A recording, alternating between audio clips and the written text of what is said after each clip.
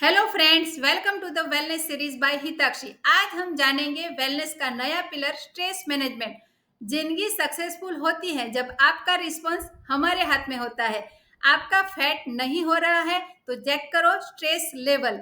आप सही diet follow कर रहे हैं, सही रूटीन फॉलो कर रहे हैं, फिर भी आपका फैट नहीं जा रहा है तो चेक करो ये 3 बातें।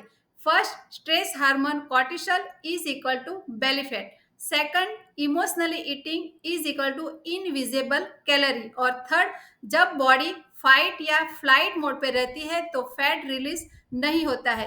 तो अगर आपने स्ट्रेस मैनेज करना सीख गए तो वेट लॉस आसानी से और नेचुरल तरीके से होता है। डीएम करें स्ट्रेस मैनेज या हमारा फ्री मास्टर क्लास ज्वाइन करें, जहां पे आप सीखेंगे मेंटल काम और फैट बर्न दोनों। मिलते हैं कल नए वेलनेस पिलर के साथ। तब तक स्टे हेल्दी, स्टे फिट।